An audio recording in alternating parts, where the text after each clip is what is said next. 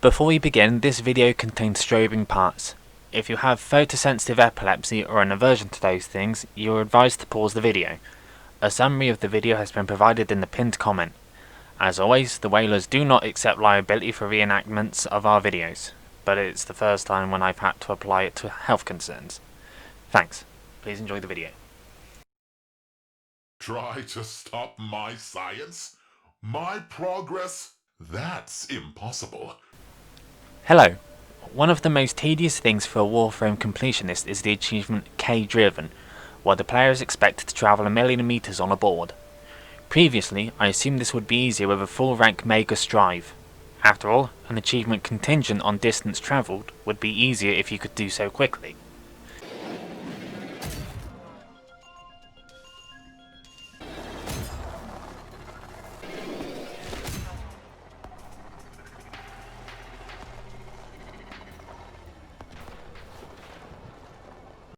I threw some quick numbers together and concluded that, at this speed, from scratch, it would take a player 11 hours of riding, stopping only to reset the Mega Strive to get this achievement. And it's harder if you have to stop because you're an uncontrollable idiot on a plank. But there has to be a better way, and our resident bad idea haver extraordinaire came up with a good one. The short answer is yes, but if we were content to live off the short answer, we would not be scientists. Throughout our scientific adventures, we came to understand that moving about 5 kilometers away from the map in any direction causes the player to respawn. But there are certain situations where the engine cannot resituate the player, resulting in a purgatory of falling and respawning and falling.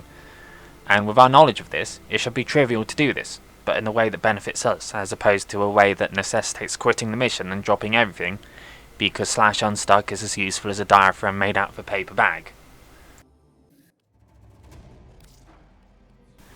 See here that I have not yet earned the K-Driven achievement.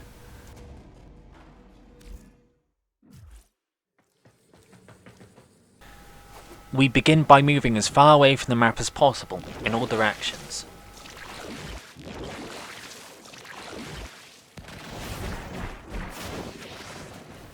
It's okay, any method of leaving the landscape map is sufficient, just as long as you circumvent the invisible barriers.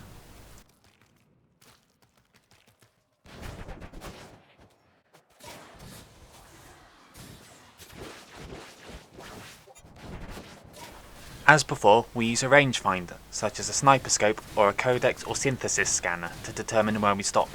It's important we stop before the range hits 0, but be comfortably far away enough that the engine doesn't know what our last valid position is.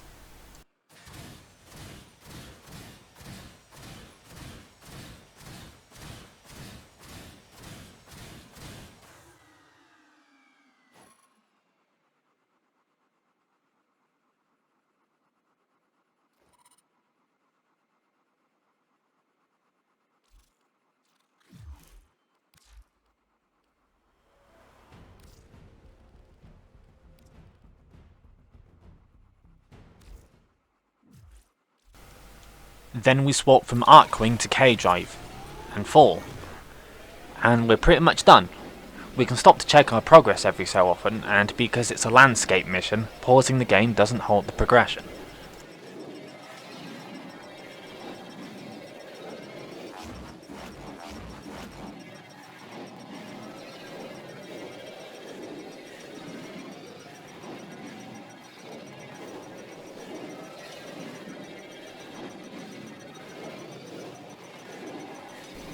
And because we're so far away from the map, when we hit the bottom of the skybox, we move back up again, and fall all over again.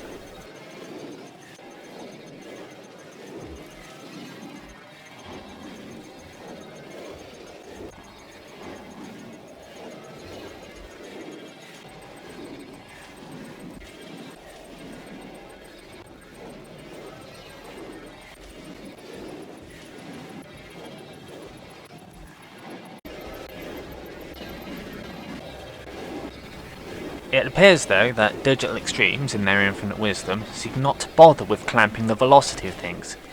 As the player falls and teleports, they will do it faster and faster and faster. In theory, this means that you will accelerate more and more towards the achievement, but something strange happens when we hit a certain point. something that necessitates halting the fall. We're unclear if this is because of the stroboscopic effect, where we're falling too fast for our eyes to see, or due to an error with how the engine handles velocity. The contrails on the board suggest a constant descent. Accessing the menu increments us downwards, but I reckon this is approaching a float overflow, and, like in perhaps the most famous example of this happening,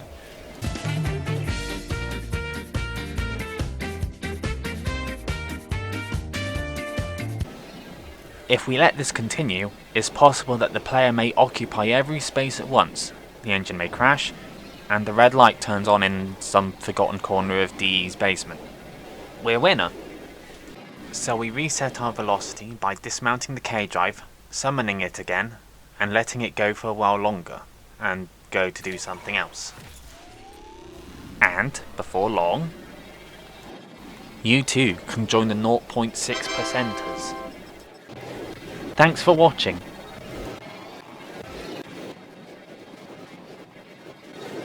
Special thanks to Digital Extremes. Without competent programming, this and other shenanigans are made possible.